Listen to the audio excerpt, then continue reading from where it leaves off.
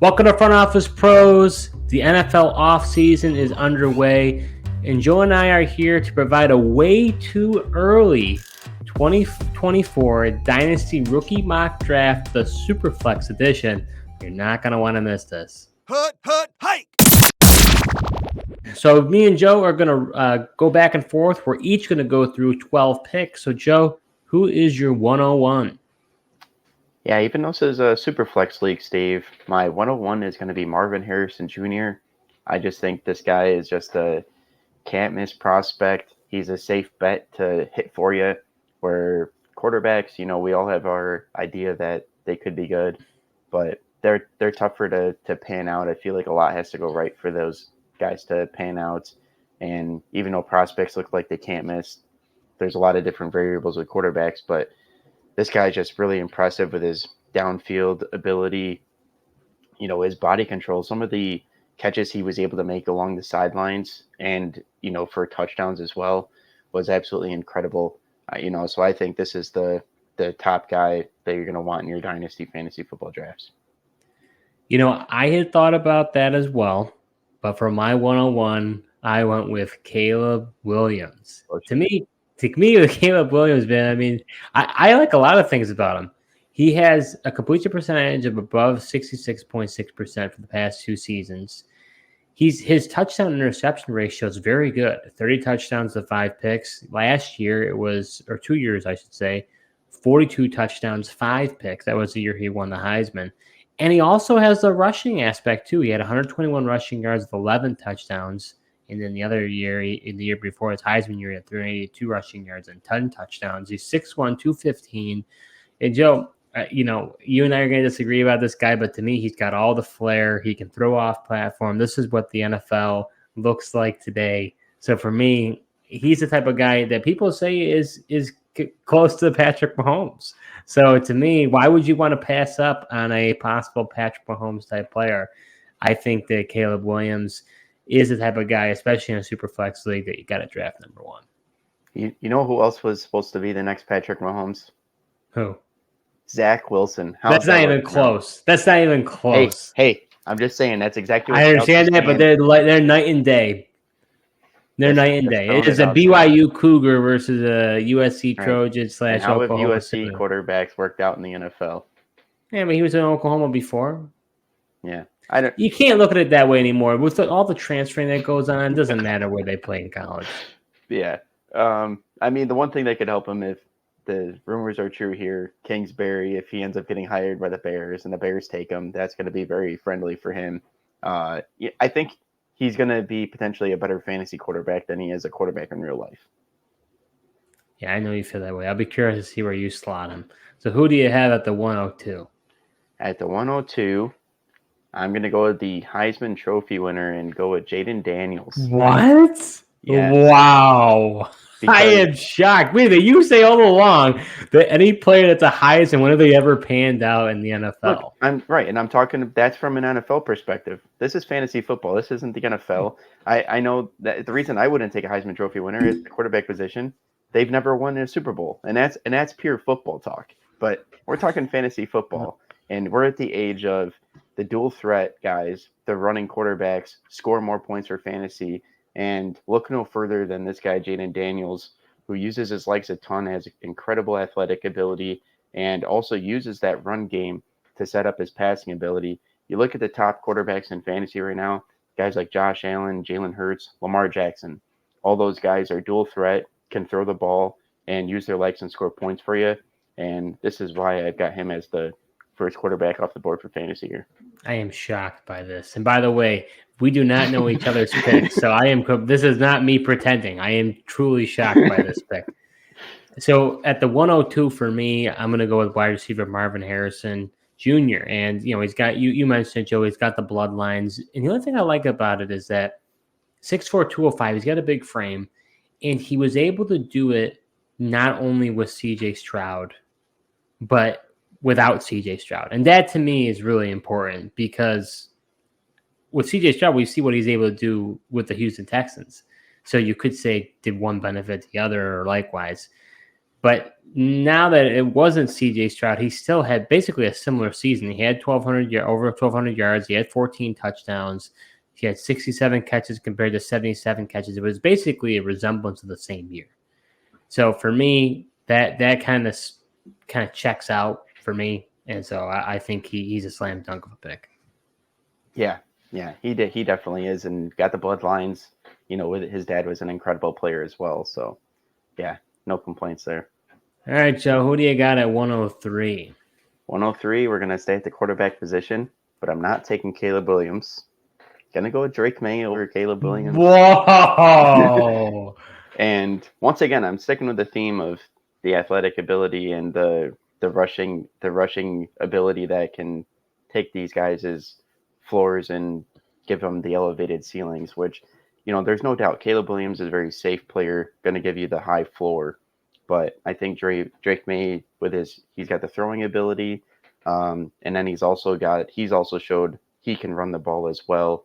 So I think he's got potential to possibly. It's so interesting. Everybody was on Drake May, and then they've kind of stopped talking about him. But I think he's got potential to possibly be the guy that turns out to be the best out of this group. Wow, I know how much of a Michael Penix fan you are, so I'm very surprised to still not hear his name called. Penix I like in real life, but for fantasy, it's just not it, man. Like he doesn't have that rushing side, so I don't really like him as much. And I feel like he really reminds me a lot of Tua, and Tua's not. Is that just because they're left-handed? It's not just because they're left-handed, but they both they're both good processors. But I feel like they also have to have really clean pockets. They're not going to give you much from their legs. They've got the passing and accuracy ability, but everything's just kind of got to flow within the offense. And if something goes wrong and off schedule, you saw it in the Michigan game, and that's the one scary part for Penix. That's a good comp. No, I like that comp. I think that would be better than I could think of. That was good, Joe. So for my 103, I'm going with wide receiver Malik Nabers. He's 6', 200. Guy had a great season. Had 1,569 receiving yards and 14 touchdowns. I want to say he was second in the BCS as far as receiving yards for a wide receiver. And here's the thing: LSU is a receiver factory. I think this is the next. I don't know if he'll be Jamar Chase or Justin Jefferson. I don't know if he'll go to that high of caliber of player, but he's the next guy in line that I think could be really, really good. This guy, now this is going to be a little bit of a debate on my end. Depending on landing spot, and you and I are both big on landing spot, other people aren't. And I'm trying to be not as big on it because I've talked in the past about like a guy like Garrett Wilson for me, who I had way lower because he went to the Jets because I didn't believe in Zach Wilson, but he's still a good talent. So anyways, kind of had a tangent there. Coming back here. Depending on where Marvin Harrison goes, I could convince myself to put Malik Nabers ahead of Marvin Harrison if he goes to a more friendly spot. Wow. I think the one thing that's going to help these guys is if the first three picks are quarterbacks, it's going to help them go to a little bit of a more decent team than just if they were taken number 1, number 2 overall, I think. Yeah, so who do you have, Joe, as your 104? 104, this is where I got Caleb Williams. What? You have him in your first round? Well, yeah, he's good. Yeah, I mean, like I said, most of my complaints on him are for real life and why I wouldn't trust him in real life football. But once again, this is fantasy, and obviously the potential's there. And if he does pan out to be the next guy, the next Patrick Mahomes, you're gonna want to have this guy. So this is why I got him in the top 5. But like I said, Steve, my complaints are him on the actual football field and his his emotions and everything like that. That doesn't affect fantasy football. But I feel like you're being too bashful for our listeners here. I mean, in private conversation, I believe I've heard you say that you will not draft this guy. Well, in reality, I can't draft this guy. I don't have any picks. But even if I did, I wouldn't draft him. But I mean, why do you have him 4th? I'm leaving my bias out of it. I'm trying to help people, and even though I am that way with him, if he turns out that I'm going to look silly, but Okay, so putting your bias into the field, if you were to be completely biased, would you have him in your first round? I probably would still have him in the first round. I think I just have him later where a couple other quarterbacks are. Fair enough. My 104 is going to be quarterback Drake May, 6'4", 230. Joe, when I watch this guy, he reminds me of Josh Allen. The way that the play breaks down and he kind of rolls, he rolls out, or like he gets close to the defender and then he just unorthodoxly throws it and the guy's open. I see a lot of that. You see some athleticism. He hurdles guys. He's kind of more of a big bodied guy. He can run in. He kind of scares me.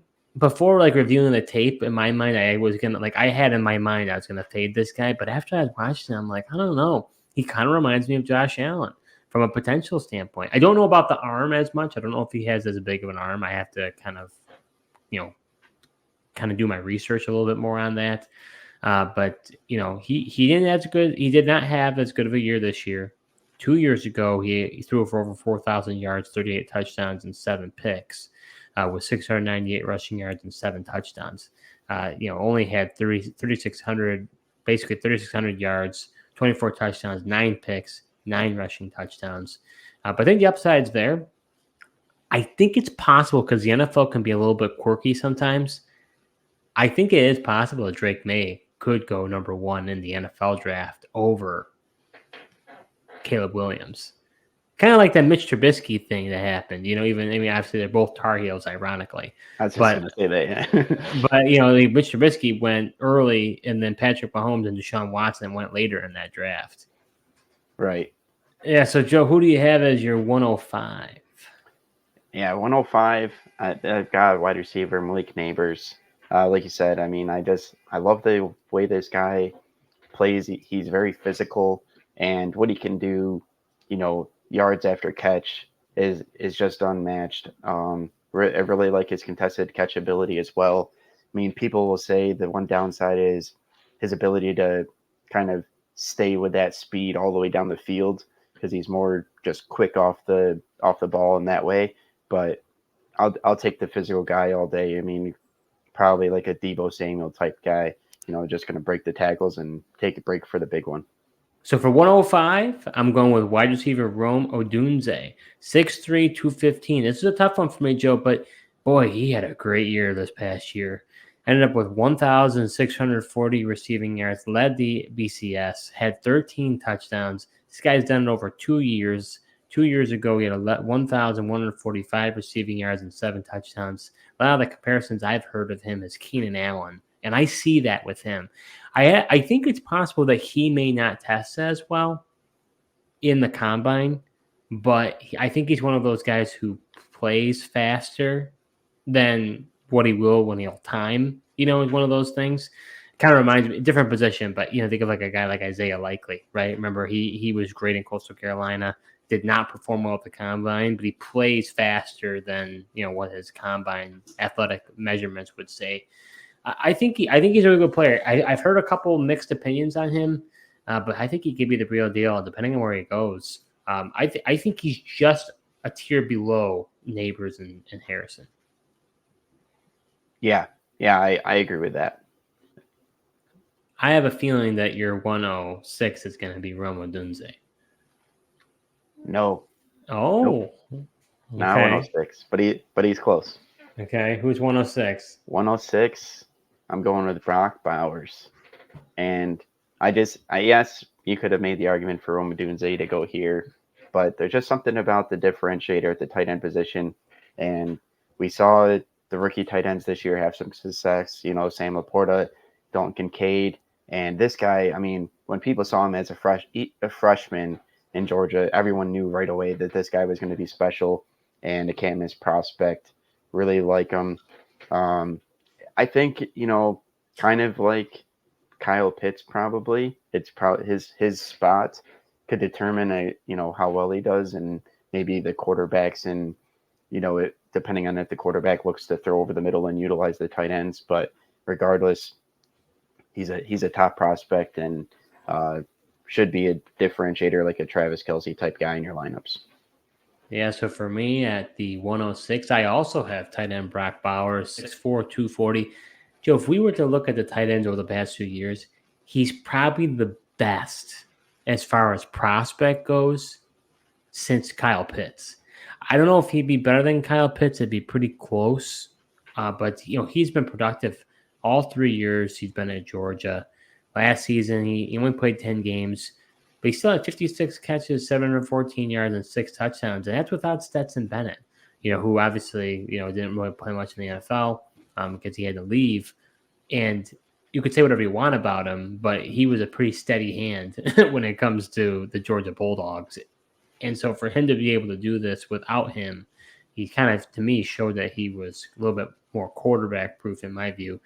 But I like Bowers a lot. Like you said, I think I probably would, if I had to say off the top of my head, I probably would go Pitts, then Bowers. And then I'd say after that, I'd probably go Kincaid. And then I think I had Mayer, then Laporta, the way I had it ranked before we find out what happened. But anyways, regardless, he's a top prospect. I almost put him at 5. It's really close between him and Rome. Yeah, I agree. It was close to, putting him up there with the top 2 receivers. But I think, the fact that, like I said, he plays the tight end, you need a differentiator, and his physicality at the catch is great. So who do you got at the 107, Joe? Told you he was close, Steve. At 107, I got Rome Odunze here. I got to like his size, playing at 6'3", 215 pounds. And like you said, I think people have a little bit of mixed feelings on him. Partially, I feel like because he's had Michael Penix and he's just been so accurate and just puts it on the money for him. But, he still is a really good route runner, creates the separation, and he's another he can perform with the contested catches as well, and I always like to see that. So for my 107, I've got quarterback Jaden Daniels, the Heisman winner. Joe, you talked about him a little bit before. He's 6'4", 210. To me, you've got that dual ability with him. You've got the passing upside and the rushing upside. This is fantasy football. It's where it's going to come big. This guy's interesting. The thing that scares me, though, is he's kind of a one-year wonder. That's the thing that scares me. Because 2 years ago, he had 17 touchdowns, 3 picks, 11 rushing touchdowns, and 2,913 yards. That's just okay, right? Like that's nothing to go crazy over. This past season, his Heisman Trophy year, 3,812 yards, 40 touchdowns, 4 picks, 10 rushing touchdowns, and 1,134 rushing yards. So, I'm just nervous as to why was it just this year? Because Brian Kelly was there both years anyways. So, to me, it's one of those things where it's like, what changed? Maybe it was just because he was there for a full off season after the fact, or he went through the system once, then he felt better the second year. I'm not sure, but I'm a little worried he's a bust, and that's why I don't have him rated as high. Yeah, it's fair. He's definitely risky, but the upside is definitely there, and I feel like with his rushing ability, we already kind of, we saw a guy like Anthony Richardson, who's a pretty raw prospect, but his rushing ability before he got hurt was putting him on the map to be one of the top quarterbacks. And Daniels with that same rushing, upside could very well be in the same kind of type of candidate there. So interestingly enough, Joe, you and I now have the same players drafted through 7. So this is something new between you and me. So what do you got at the 108? Interesting. We kind of, our last video, we kind of had that run for a little bit there, just obviously different rankings, but same players. See if we can keep it going. At number 8, I've got Keon Coleman. He's a big physical wide receiver, 6'4", 215, and just really like his ability to make those tough contested catches on those jump balls. He doesn't have, the top end speed or this real speed like some of those other guys we talked about, the Neighbors and the Dunzes of the world. But this guy's just a big target. He's going to be a big red zone target, and that's probably to start. But I'm interested to see how he kind of progresses. But it's hard to find, a big physical wide receiver like that and a guy that's got strong hands. He's actually a guy I don't have in my top 12. I think I'm a little concerned about his ability to separate. I know people are enamored by the, big-bodied receiver, and possibly red zone targets. But I'm a little concerned just based on his lack of explosiveness. Yeah, I mean, like I said, that would be the knock on him, but I don't know. There's something to be said with just being able to get a quarterback to throw a jump ball to this guy, and he's probably going to win more than not. When I watched him, he kind of reminded me of Cortland Sutton, to be honest with you. Yeah, and Broncos fans always say it's not a 50-50 ball to Cortland Sutton. It's more like a 60-40 or 70-30 ball. Oh, boy. So for my 108, I've got quarterback Michael Penix Jr., 6'3", 213 pounds. Had a fantastic year. He's the only quarterback, I believe, since Patrick Mahomes that has thrown for over 4,500 yards in a consecutive season, which I know you probably were going to say why you like him so much. Using my stats against me here. Yeah, he almost threw for 5,000 yards, 36 touchdowns, 11 picks. Problem is he doesn't have the rushing upside, like you said. The guy's got a beautiful deep ball. It'll be interesting to see where he goes. I see him getting drafted in the late first, early second, and depending on the team that might be needing a quarterback, it might be one of those things. If it's the perfect landing spot, he could do really well. He's a guy that I'd be really concerned about. You don't want it to be a Will Levis, Hendon Hooker situation like last draft, because if it is, then his value is going to go down the tubes. Yeah. Also think, I don't know. I think he's going to need, kind of like Tua, he's going to need the warm weather or like a dome as well. I don't know if this is a guy that's going to be able to withstand the different, variables. I know he was able to play a game against Oregon at home where it was kind of warmer and rainy, and Washington was able to win that game. But no, I hear you. I think the injuries are my biggest concern. That is another concern because he's had a couple season-ending injuries, and teams are going to look into it. I think based on medical, teams are going to probably rule him out. Yeah, I think the one advantage, like you're saying, with those, if he's at the end, you have some better teams. He's an older, mature quarterback at 24 years old. And I think that, team that's looking to more so to win now and get more immediate success is going to like that. All right, Joe, who do you got at your 109? 109, I'm going to go with wide receiver Troy Franklin. And this guy's got a lot of speed. I think he's got potentially, probably not going to be a wide receiver 1 on a team, but probably got potential to be wide receiver 2 for you. But the main thing is just his able to, with his route running and tracking the ball. And like I said, that top end speed is why I got him here. Interestingly enough, Joe, at my 109, I also have Troy Franklin, 6'3", 187. Like you said, the speed really shows. And for a guy that's so tall, too, usually I feel like the speed guys, they're usually like 5'11", So for him Or to be 6 foot, yeah. So for him to be 6'3", he's got that height. He had a great season, 81 catches, over 1,000 yards, 14 touchdowns. Really liked what I saw I liked what I saw on tape from this guy. Yeah, definitely. It's hard not to like him. All right, Joe, who do you got for 110? 110. I'm staying with my theme of the athletic and running ability and going to go with quarterback Bo Nix. Interesting. I think if he goes to the right spot, honestly, it scares me a little bit, but I could see the Broncos going with a guy like this. I think he would fit what Sean Payton wants to do with getting the ball out of the hands quickly, and those slants. And that's the one thing people, question is big play and throws down the field, because he's more of the find the open guy and just dip it down short and kind of dink and dunk down the field. And I think that could fit what Sean Payton wants to do. So I think he's one of the guys that would fit the Broncos. But I think the rushing upside is the reason I like him more than Penix. And I get Bo Nix the edge here. Interesting. I do not have Bo Nix in my top 12. Not as encouraged as you are as far as what he's been able to do in college. Hey, I know it's kind of a mixed bag. He had, really good year this year at Oregon, but the traits are there. And I think depending on where he goes, he could be an interesting guy. So my 110 here, this is a prospect of mine that I think could rise up the charts for me. I think he's becoming a favorite for me. That's wide receiver Brian Thomas out of LSU, 6'4", 205. My concern with him is he's kind of a one-year wonder. And that's the thing that makes me worried, because anytime you have a 1-year wonder, you just says that what was the reason why he wasn't performing before?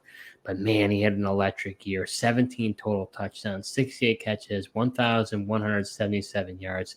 And what I like about him, I hope the Bills get him. And the reason why I like him so much, he reminded me of Stephon Diggs when the play breaks down. This guy can just loop around, wheel around. He's always moving. He's always finding that open pocket of space to get the catch. And he makes big catches too. I think this guy, I think if he performs well, I could see this guy as a riser in the NFL draft. I really like him a lot. He's a guy I could definitely, it's early yet in the process, but he's a guy I'm keeping my eye on.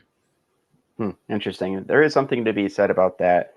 Being that Jaden Daniels is his quarterback, he's used to quarterbacks kind of buying time and playing the scramble drill. And I think, like you said, Buffalo would need that type of wide receiver. And not all guys and wide receivers are really good at that scramble drill and finding ways to get open. So I think the fact that he's got that experience and going on a team with a quarterback like that would make a lot of sense. So who do you have as your 111, Joe? 111, finally, I've got quarterback Michael Penix Jr.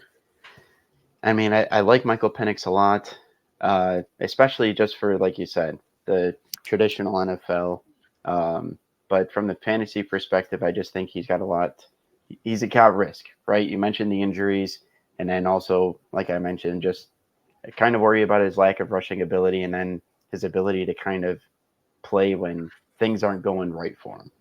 So my 111, this might come to a shock to you, Joe, but it's going to be running back Blake Corum out of the Michigan Wolverines. Wow, I am surprised. I don't even have him. I know. I'm surprised that the Homer doesn't have him. Here's the thing. The guy is just, he gets it done. He's 5'8", 213. And usually you know that 5'8" rule, I know, Joe. I was just I going to don't say, like it. I it know. usually puts him right off the docket for you. I know, but I'm turning a new leaf. And Right. and you watch this guy. To me, he was the Michigan offense, in my view. Maybe that's I'm being too generalistic with that. But, you know, he was phenomenal. He had 27 rushing touchdowns this past season, 18 before that. He's been 1,000-yard rusher the past 2 seasons. He's got a lot of tread in those tires. He doesn't have as much ability in the receiving game. He's probably going to be a 1B, maybe not a 1A. I think he's got more receiving capability. The Michigan just didn't use him that way. And I feel like J.J. McCarthy's another guy that doesn't really dump it down either. No, I don't think so either. So he's a guy, I don't know. I mean, I'm going with proven production over upside, and that's why I got Corum here. Yeah, it's interesting. I don't know. The running back prospects are interesting. It's not a very good running back class this year, so I think it'd be hard to take one in the first round. But I mean, there's something to be said. Like you said, he's not the biggest guy, but he's got so much heart, and he just has that physicality and just want to. And I think that'll kind of push him over the edge. All right, Joe, what do you got for your last pick in the first round? Last pick in the first round, I'm going with wide receiver Xavier Worthy out of Texas. And for this guy, he's really exciting. I know he's a small guy, like we said, he's, under the 170-pound mark, but, people are also worried about that with Devonta Smith, and all he does is go down the field and make big plays. And this guy's got that same type of explosive vertical speed. He's got a quick accelerator. And then I feel like he's also a guy that, you can line him outside or in the slot as well and really take advantage of a mismatch. At 1.12, I also have Xavier Worthy. Guy, he kind of reminds me a little bit. He's not as short, but he kind of reminds me as Marquise Brown almost. He has some explosiveness to him, like you said. And what I like about it is he really was productive all 3 years at Texas, which I know some people don't care about. To me, I like to see a body of work, and he definitely proved that. He's a guy. This wide receiver class, we left a lot of names on there. There's a lot. This wide receiver class is probably the deepest that I can remember in the past 2 years since I've been really heavily grading and looking into the college prospects. Yeah, definitely. And for Dynasty, wide receivers is a great investment in the first round just because of their longevity. That's why I kind of try to stay away from the running backs in the first round. It's burned me in the past. Just they don't last that long. and just your return on your investment. Go quarterback, wide receiver. They'll play a lot longer for you. All right, Joe, before we wrap it up, why don't you just give the people at home a rundown? What was your picks 1 through 12? Yeah, 1 through 12. Starting at number 1, I've got wide receiver Marvin Harrison Jr. Number 2, I've got quarterback Jaden Daniels. Number 3, I've got quarterback Drake May. At number 4, I've got quarterback Caleb Williams. Number 5, wide receiver Malik Neighbors. Number 6, tight end Brock Bowers. 7, wide receiver Roma Dunze. At 8, wide receiver Keon Coleman. At 9, wide receiver Troy Franklin. At 10, quarterback Bo Nix. At number 11, quarterback Michael Penix Jr. And finally at number 12, wide receiver Xavier Worthy. Yeah, so for me, I had number 1, quarterback Caleb Williams. Number 2, wide receiver Marvin Harrison Jr. Number 3, wide receiver Malik Neighbors. Number 4, quarterback Drake May. Number 5, wide receiver Rome Odunze. Number 6, tight end Brock Bowers. Number 7, quarterback Jaden Daniels. Number 8, quarterback Michael Penix Jr. Number 9, wide receiver Troy Franklin. Number 10, wide receiver Brian Thomas. Number 11, running back Blake Corum. And number 12, wide receiver Xavier Worthy. So this was our way too early 2024 rookie mock draft. These are going to change. I can tell you that after we see the combine, after we find out where they're going and the landing spot. Joe and I are big believers in that. But nevertheless, we're here to give that to you. And make sure you monitor our channel because we're going to keep talking about these prospects as those different events happen in the NFL, because that's going to change, and we're here to give you any advice that we can. If you also enjoy this type of thing, just recently we did a video redrafting the 2023 rookie draft. That was a pretty impactful draft in our opinion, so we gave you our thoughts on how we would draft if we were to draft today. You're going to want to check that out. We'll be having videos the rest of the off season, so make sure you continue to tune in. Thanks so much for watching, and until next time.